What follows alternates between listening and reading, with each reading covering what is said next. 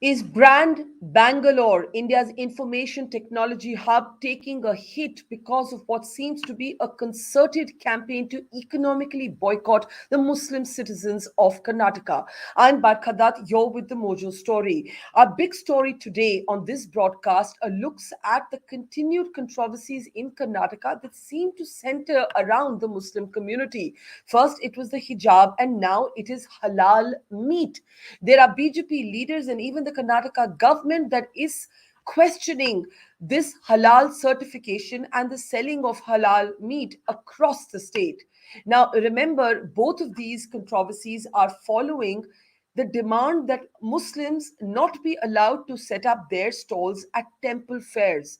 State officials have argued that this actually goes against the laws that demand that non Hindus not be allowed in that space. On the program today, we try and decode why this is happening in Karnataka. How do we understand the fuss now about even halal certification? And what does this do to the image of a city that was, in fact, and is known in international headlines as an information technology center of excellence? Let me introduce our guests on the program today. Dilip Cherian is with us. He's, of course, a brand consultant and an image guru, and I'd be very curious to know from him what his take is today on brand Bengaluru. We're also joined by Dhanya Rajendran. Dhanya does some excellent ground reportage driven work as the editor of NewsMinute, and it's great to have her on the program.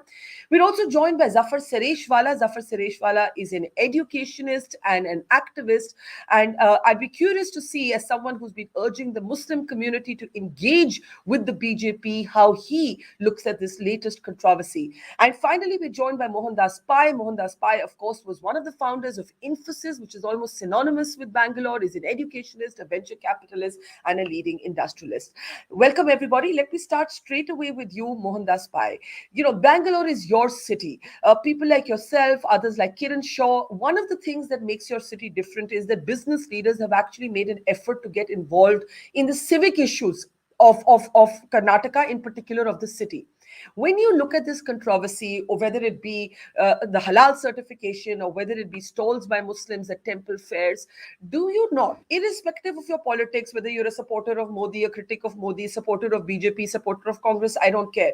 As someone who created Infosys, as someone who contributed to the life and image of Bangalore, are you not upset?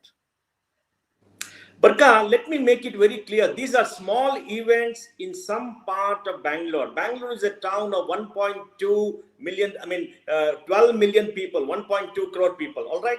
In some part of Bangalore, there is always something happening between rival groups for political reason. It's not a big issue for us in Bangalore, except when the media makes it out to be. People walk about the street, people go to hotels, people eat whatever it is. The halal thing is not a big issue, but there is an issue which we have to solve, and that is what I think has to be seen by the government, and the government has to see. Halal is a religious brand.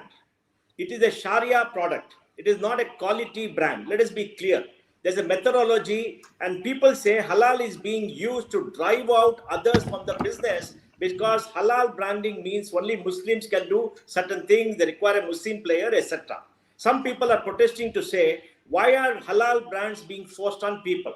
Now, first of all, we have told government, anybody has a right to do business, right to call themselves halal products, and government must protect them. And all in the government say, yes, that is right, we have to protect them. Nobody can come and stop anybody from doing business. But there is an issue, like for cigarettes, where you say cigarette smoking is injurious to health, there must be a disclaimer that halal products are as per the Sharia law to be implemented by Muslims. If you don't like it, don't buy it. But people can sell, people can advertise, that is their right, don't come in the way. Don't foster a religious product on unsuspecting people. I saw a tweet by somebody who said, Air India and other airlines are only pushing halal products on people without telling them. So when you have a non-vegetarian meal with a halal product, some people may not like it. It is their right and their choice. They must be told what halal is, because it is not a secular brand, it's a religious brand. Now, if people go around like this, say, don't do this, they must be stopped. The police must ensure that nobody is prevented from doing business. On that, everything is clear. And we are told the government that please stop this dadagiri that is happening in local places, because this is not good. But you must implement the law. Let us be clear on that. People have a right to do business, the right to do anything they want within the law. Yeah, Yeah, let me ask you. and Let me ask you. Let me ask you this: when BJP leaders describe Muslim shopkeepers who sell halal meat as waging economic jihad, how does this add to the secure sense of security and well-being among Muslims? Question one. Question two: what you are saying would be accurate if non-halal meat were not available. If anybody was forbidden from killing or slaughtering animals by jhatka. In fact, there is a mandatory order out, which is being called a routine order, which is asking for the animals to be stunned before slaughter. So why do you believe that halal is being imposed on anybody? I haven't understood. Barkha, if you talk to the abattoirs in Bangalore, everybody has been going halal for a long period of time. The government has only now issued the circular to say animals need to be stunned before they're slaughtered. That's only come 2-3 days back. People are not following. All right. So, I mean, that is a fact. So, let us look at facts and let us look at what has to be done. Government must bring groups together. Government must not allow anybody to be, intimidated for any reason. But government should have proper disclosure. Let there be proper disclosure so people know what it is. But you must not impose anybody's religious ideas on others. I think we need to protect consumers who don't want that. That we all agree. See, Okay. let's be clear about it. Halal is a religious brand. It is not a secular brand. It's a horizontal brand. It's not a vertical brand for a product. It is as per Sharia, a process to be followed. Whether you sell atta or you sell meat, you sell anything else, it has to be halal because for Muslims to eat something, they have to have a particular process. That's okay. So people should have a choice, put a disclaimer and do it. For example, if you export to Islamic countries, they all want halal. Everybody produces halal. Let them put the brand and sell it. Is that right? Nobody can Well, stop well, that I, because that well, is India, business. India is among the major countries to actually export and sell halal Yes. products, including to the Yes. to the rest of Yes. the world. Let them do it. You So, can't stop it. The key is, Barkha, is the very simple question. Can you impose a brand on others without telling them what it is in a multi-religious country? You cannot. Just put a disclaimer and tell people you want to buy it, buy it. Don't want to buy it, don't buy it. And government will ensure the right of everybody to do business. That's the way to okay, solve it once and for all let, in a mature manner. let me bring in the others. Is that maturity existing? Dhanya, you have your reporters on the ground. You're in Bangalore yourself. How do you see this? Mohandas Pai presents halal meat as actually exclusionary by definition. Those who are in the practice of selling meat would actually argue that it's they who are suddenly, after years of this not being an issue, being economically excluded. Although, despite these calls, I've been reading that shopkeepers are reporting just the same sale in meats in this festival season. Dhanya, go ahead. So, Barkha, first thing is Mr. Pai is representing this as a problem of information, whether the customer or the consumer has the information that if I go to a shop, am I buying a halal product or not? Now, what we are seeing in Karnataka is not that. The Bajrang Dal or the Sri Rama Sene or VHP is not, or Hindu Jagrana Vedikli is not going to the ground and telling people that is there a halal board. That is not their issue here. Their issue is not about consumer getting the information or not. They are clearly saying that halal products cannot be sold. There's a huge difference. In fact, there are ministers from the BJP also who have said the same thing, that this is economic jihad. Why should only Muslims be selling why should only Muslims be selling? Why should halal products be sold? So there are two different things. While I agree with him that it is important that a packaging tells you whether something is halal or non-halal, that is fine. But what is happening here is a certain group of people with of course the government's endorsement going ahead and saying that this should not be sold, and that halal meat being sold is to ensure that only one particular community, which is the Muslim community, maintains that whole, they maintain the business, which is not true. A lot of the big businesses which deal with poultry or whether it's meat, any kind of meat, is not just run by Muslims. What are they targeting? They are targeting the smaller shops, right? They just walk across a market in Bangalore or wherever it is, and they are targeting the small shops. That is what we are seeing in Karnataka. And this is not the only problem, right? See, they speak only about halal meat as of now, because when it comes to halal cosmetics or halal sugar, or in Kerala we had seen this controversy where in the Shabrimala temple, a Maharashtrian company was giving halal jaggery. And the VHP leader, the VHP president of Kerala, went to the High Court and said, this cannot be given. And the court asked him, do you know what halal means? And this VHP president's lawyer sort of says that halal also means spitting into the food. I mean, these are the kind of wrong notions being spread, and then you oppose that. So there is a lot of groundwork being done to say that halal means fitting into food, halal means unhygienic, halal means a lot of different things. And then they're saying, no, don't have halal. So it Yeah. is not a question of information to the consumer. I don't think that's how the debate in Karnataka is framed. Okay, and I'll take that back to Mr. Pai in a while, but let me first bring in Dilip Cherian and Zafar Sareshwala. Dilip Cherian, you have made and studied brands pretty much all your life. You know, you look at the city of Bangalore, and Mohan says, listen, you guys in the media, you'll pick up the fringe, you'll pick up the margins, and you'll make that about the city.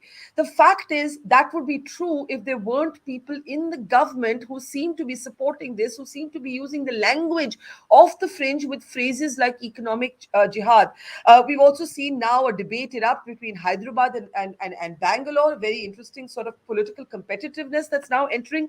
Dilip, how do you see this raging controversy? My anxiety, Barkha, comes from the fact that we are talking about a city which is a critical hub of India's soft power. Controversies of this kind, and Mohandas has quite correctly said that these are fringe elements happening in fringe parts of the cap of Bangalore city, but the image that it conveys tends to get larger, partially of course by media, but most critically because ministers have weighed in on this. So brand is made by those who have the ability to access more space in the media space. That's one. The second thing is that as far as India is concerned, the attempt that is going on just now via Karnataka, and I'm saying via Karnataka very consciously, is to create this fissure and to widen this fissure between the economic capabilities or the competence of certain communities and others. As far as taste is concerned, and as far as the right to consume what you want is concerned, I think that that's a good thing. Any country which allows the freedom of choice and ensures that what you buy, the consumer is aware of, definitely is doing a good thing. But what is it doing to the image of Bangalore? I think the fissiparesis of it, the fact that there is conflict, the fact that there is a kind of street side justice system being imposed is something that terrifies companies. Now, you may have a situation, as Dhanya said, where these ministers are actually dog whistling others that you are free to do this. That would have a long-term impact. It's not going to affect anything just now, but there is no getting away from the fact that once this stone starts to roll, then you're not able to control the pace at which it rolls, nor the direction in which it rolls. So what Dhanya has pointed out is the fact that you have ministers who are wanting to make a bigger issue out of something which Mohandas has said is confined to a few places. But marketplaces are something which are easily observed by lots of people, and therefore we need to be concerned that this may spin out of control of anybody. I could see Mohandas laughing in disagreement at Mr. Cherian's comments, but let's just first bring in Zafar Bhai and then Mohan, you can jump right in. Zafar Sareshwala, we've seen one of India's best known companies, Himalaya, actually having to issue a clarification that halal certification does not mean that meat is used in their cosmetic lines. And this is, I think, what Dhanya was pointing to, that there's so much of fake news that has got attached to this conversation around halal. Go ahead, Zafar Bhai. Barkha, first I want to, clear the misconception with regards to halal and the meat which is available. It is actually misconception. It is called zabiha. Let me tell you, halal means permissible, what is permissible or what is not permissible. Now, the meat which is available in the market, Barkha, it is by default as we call zabiha or halal, as because we use the word halal. You know why? Barkha, in India, you take chicken, for example. The largest producers of chicken which is available in the market, which you and me buy. Who are the producers? The largest producer is Venkateshwara Hatcheries. Second is Godrej. Third is Tata's. fourth is Zorabian, and fifth is Al Kabir. Al Kabir is not Muslim, it is Sabarwal. So the available of chicken in this country is halal done by non-Muslims. And do you think that Venkateshwar or Godrej have love and affection for Muslims? Actually, this way of cutting, or we call it Zabiya in Islam, actually it has nothing to do with Islam. This was before, much before Islam, 2500 years before. The Jews used to cut this, and then Christianity continued, and Islam accepted that. Now, for example, for donkey years, McDonald's, KFC, and all the fast food chains in the world supply this. And you know why? Because this Islamic way, you may use it now, that term, the Islamic way of cutting is that they cut the jugular vein and total blood is dripped. You know, the total blood. There is not a drop of blood inside the animal. Now, any meat which has to be stored, which has to be frozen, or which has to be used for processing further, which you and me buy in the market, that meat has to be cut by this way. So we got this McDonald's or KFC in the US, across the world, by default. Now, what love and affection KFC or McDonald's or these world, these supermarkets have? Because any meat, now Tata's or Air India, they store meat. They store their the meat, lamb and then chicken and fish in their cold storage. Now, the meat which is done by jhatka, in jhatka, it is killed immediately and blood remains inside. So the meat which is done by jhatka cannot be stored. So it has nothing to do with Islam. And one more thing, you don't need a Maulana. Barkha, you don't need a Maulana to sacrifice or to cut that meat. Neither you need supplication of Quran. For example, if a Maulana says Bismillah Allahu Akbar and shoots an animal, can you eat it? Or the other way around, a Mahant from Haridwar, he is wearing saffron robes, but he cuts in a particular way and the blood is dripped, I will eat that. So and you're Quran saying, clearly says that Quran says that very clearly that the food of the people of the book is acceptable. So you don't need a Maulana, you don't need a supplication of Quran, or you don't need the name of Allah. and you're saying it's a practical. You don't need to say Bismillah Allahu Akbar. It has to be cut in a particular way, and that can be done by a Mahant or a priest or a rabbi. So I've we understood. need to come out of it. And one more thing, with regards to halal certification. Halal certification, recently I was in Pondicherry. A company in Singapore of halal certification opened its branch in Pondicherry. And you know who opened it? The Chief Minister of Pondicherry, K. Rangaswamy Sahab, was there in the opening. The chairman of CII Pondicherry was there. It is a $1.3 trillion industry, for God's sake. It has nothing to do with Islam or anything. Because I'll add last for Mr. Mohan Pai. In that halal certification company, there were chemists, there were technologists, there were engineers, there were pharmacists, there were pharmacologists.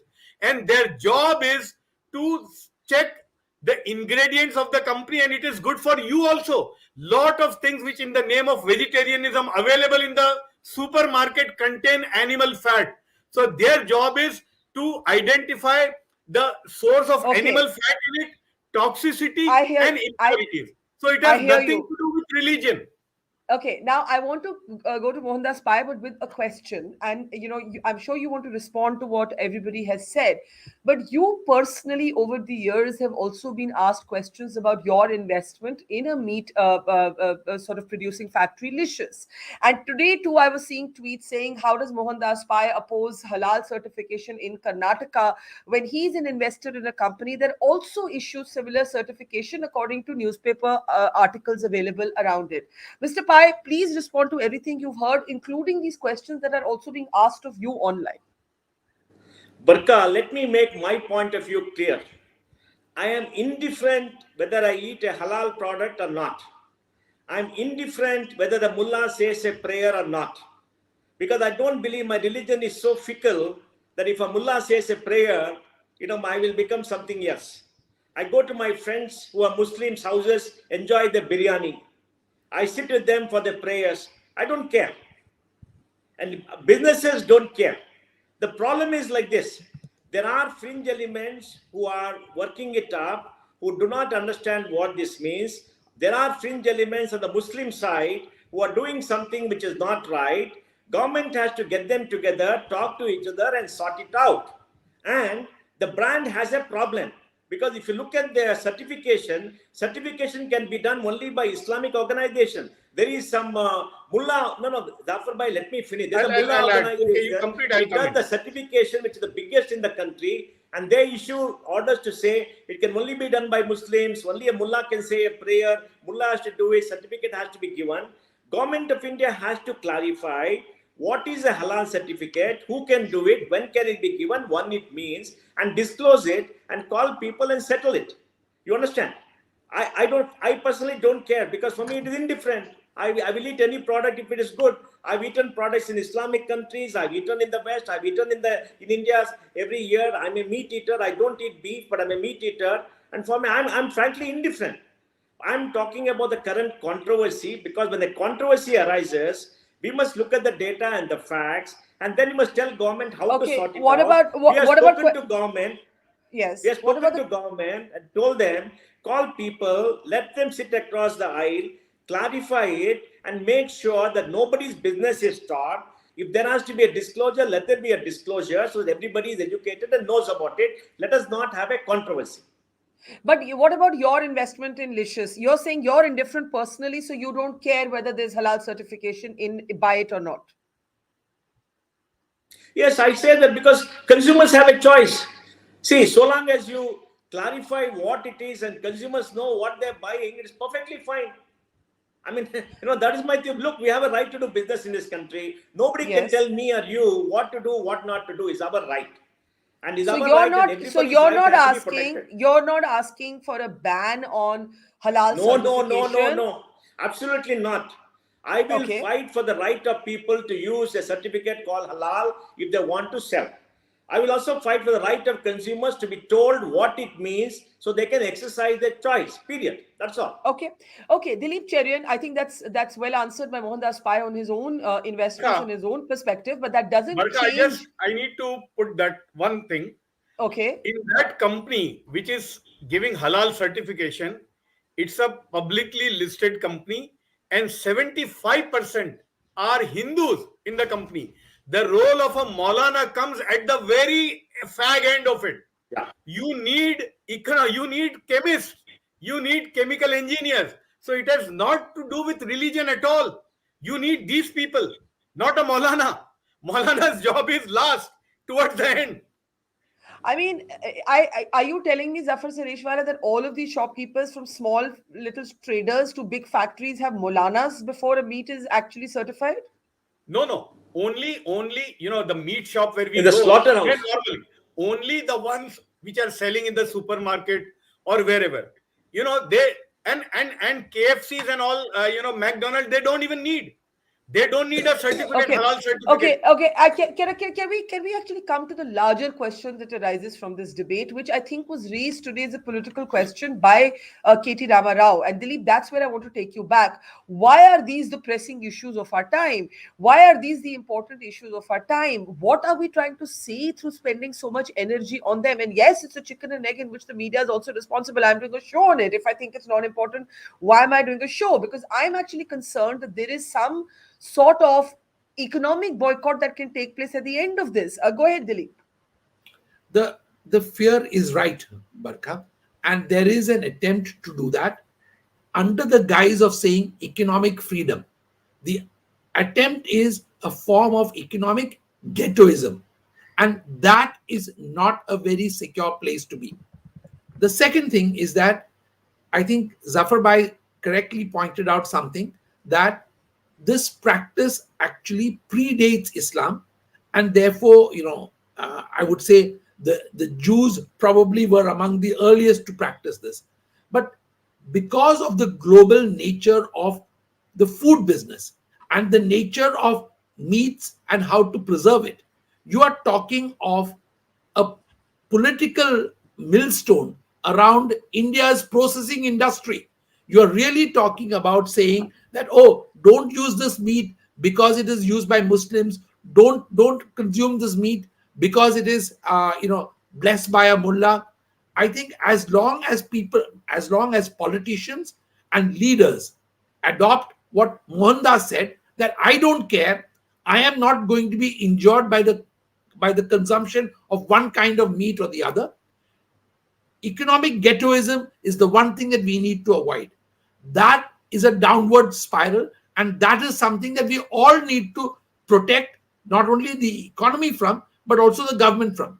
Asking government to make clarifications about all this is just obviously proof that certain governments or some people think that governments need to weigh in on all of this. Next, you'll want to go to the court. I think that people with intelligence who have heard what Zafar has said, have noted what Dhanya has noted in the marketplace, understand where it's coming from.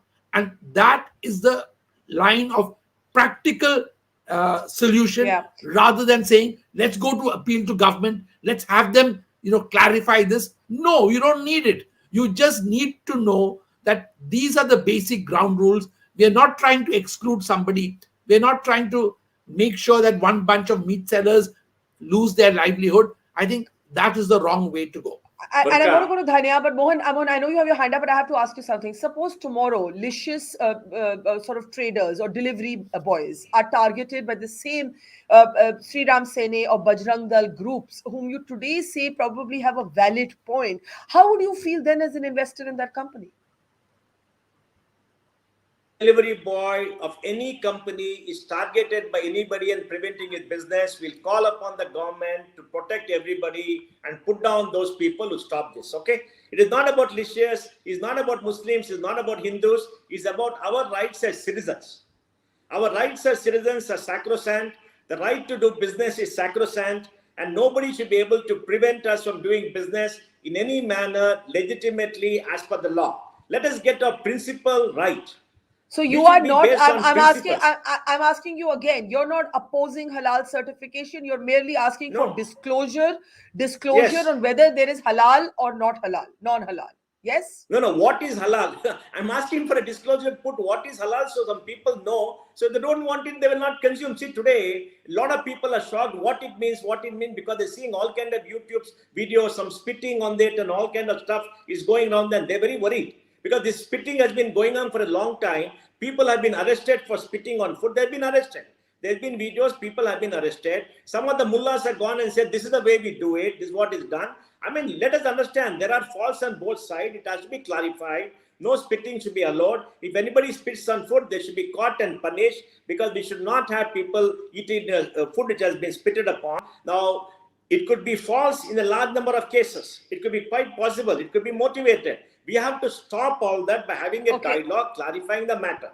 Now, Dilip, let me tell you, but in Bangalore, 99.99% of people are going about their normal business. They're not aware of this, or they ignore it. They're not boycotting anybody. They're not doing it. I don't think we should blow it up. We should call upon the government to have a dialogue. And if anybody is stopping anybody from doing business, they should be prosecuted. Okay. Period. Let me take this to Dhanya. The fact is that it cannot be divorced from everything else that is happening. This began with a debate around the hijab. We are now having a debate around whether Muslims should be allowed to put up stalls at temple fairs. We've seen videos of Bajrang Dal members, men wearing orange scarves, barging into small little hotels and having them close their shutters. And then you have this debate around the halal. You've had two major companies recently having to clarify how they actually prepare and sell their products. Dhanya, when Mohan argues, one, that it's marginal, two, that even as an investor in Licious, there's no contradiction because he's not opposing certification. He's simply asking for transparency of information. You would say what? So Barkha, as you said, what is happening in Karnataka now? There is a pattern, right? It starts with the questioning of what is happening in the smaller churches. There are attacks on people. There are attacks on priests, etc. And then you move towards the anti-conversion bill. Then you have the whole hijab controversy where the High Court says that, okay, you cannot wear hijab.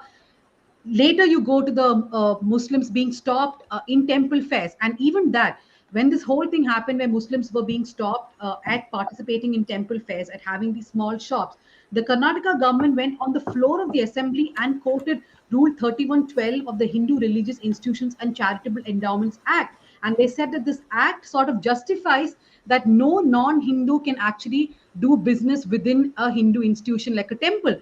But that's clearly misapplying the law, because the law is for leases, and lease is very different from license. Leases are more permanent. There are some ownership properties in a lease.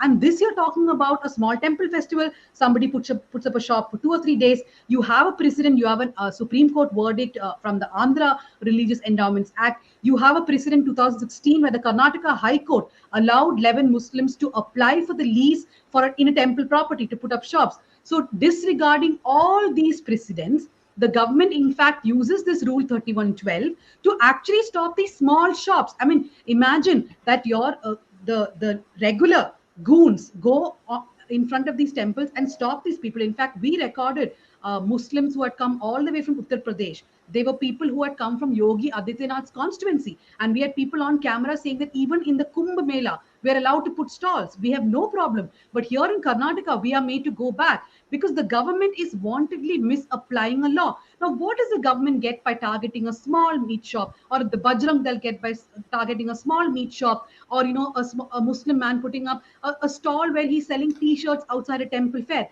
It is to create an atmosphere of fear. So this is not about choice of the consumer. This is not about brand Bengaluru. This is all about creating fear in a section of people. So as much as I agree with Mohandas Pai that this is not the biggest issue in Karnataka and it is not impacting everybody, it is clearly impacting a section of people who are very much citizens of this country, and they have every constitutional right to do what they have to. But we, by we, I mean the elected government, is stopping them from doing it. So why are we as citizens allowing this? So I would urge that all those people in Bangalore, the powerful voice in Bangalore, who go to the chief minister all the time when they want infrastructural changes, they want brand Bengaluru to come up to say that certain communities, the Muslims, the Christians, whoever they are, cannot be relegated as second-class citizens as and when you want. Yeah, yeah. I think that's a very good point about the vulnerability, the existing economic vulnerability of those who are under attack. And I want to take that as I take last comments now. First to you, Zafar Sareshwala. You made a long list of the top companies that are selling halal meat to make the point that they're not all Muslim. But the people who are being targeted in Karnataka are really small traders. They're not these big conglomerates. They are all Muslims, and they're already struggling to make ends meet. Yeah, absolutely. I mean, that meat seller who's being targeted, at the most, he might be selling one goat every day. And that is hand to mouth. And the people who are targeted, that is that section of the society. And ultimately, what will happen? If they go out of business, it is going to be the burden on the government. But I think if this happens, it is very dangerous. I know, as Dhanya was mentioning, that somebody came from Yogi Adityanath's constituency and came here. I know that the mutt of Yogi Adityanath, in that premises, there are Muslims who own shops. In Tajul Masajid, the largest mosque in the country, which is in Bhopal, it has 900 mosques, 900 shops around the mosque. 90% of the shops are owned by Hindus. You go to Ajmer, in the precinct of the Dargah, there are 1,000 shops. 90% of the shops, except the food, is owned by the Muslims. But the things are sold by Hindus. You go wherever. I think if this happens, it is not at all good, and the government should intervene. And I would request Mohandas Pai. He has more influence in Karnataka than anybody sitting here. I think it should be drilled in the minds of the people in the power that they should be away from this. I mean, it would be dangerous.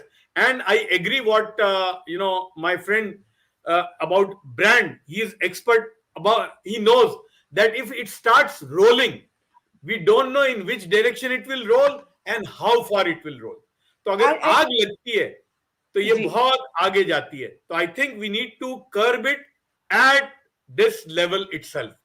And therefore, Mohandas Pai, actually, when you say that the state clarify, actually the state should be protecting these small marginal traders who are being targeted. They're not big corporate conglomerates with an access to a battery of lawyers to issue press statements with PR machines backing them.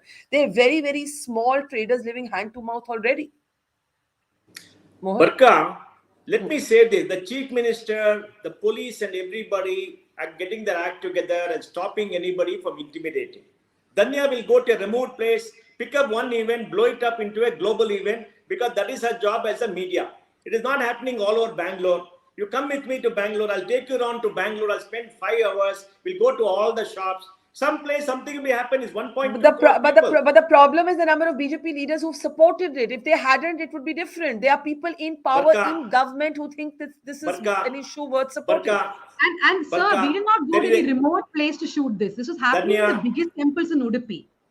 And they put up big hoardings. Barkha, let me clarify. Barkha, Dhanya is misreporting about the Udupi temple. Let me clarify that, please. I think is important.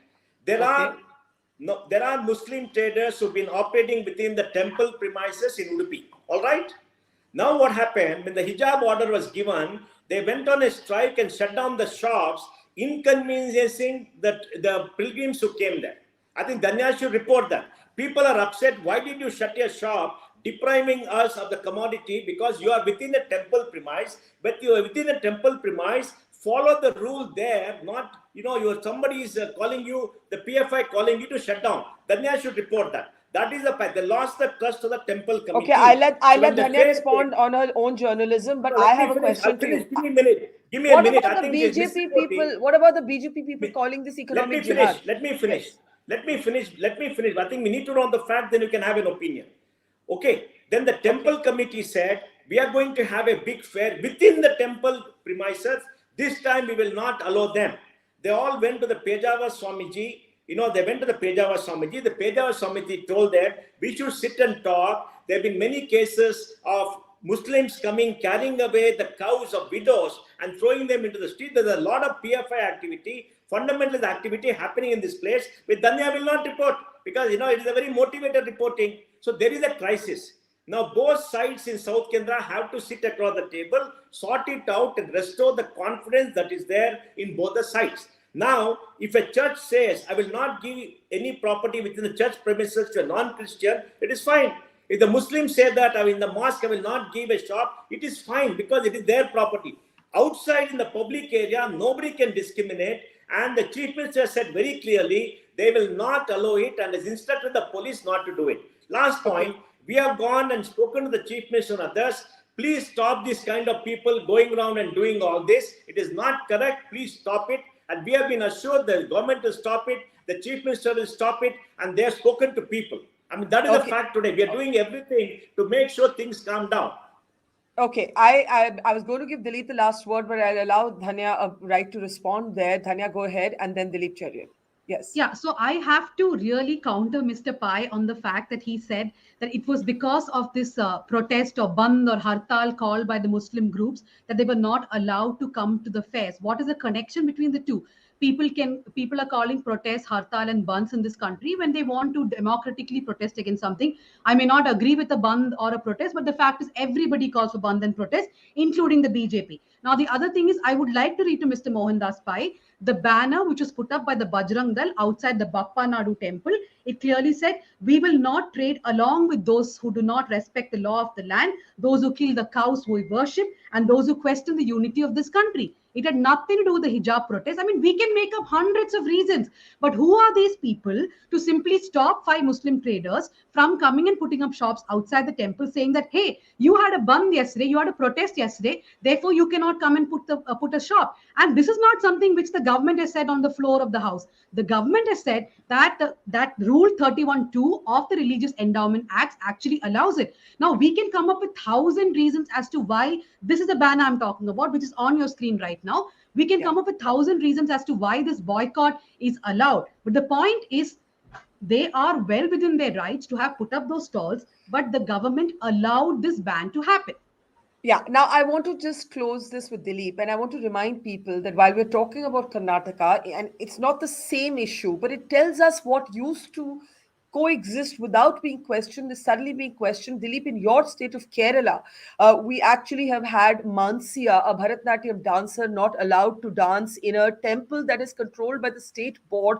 This is a government that is run by communists. So I just want to make the point that we are seeing these fissures kind of erupt in many multiple spaces. But here it is actually about the right to livelihood that we're talking about. Go ahead, Dilip, last word to you.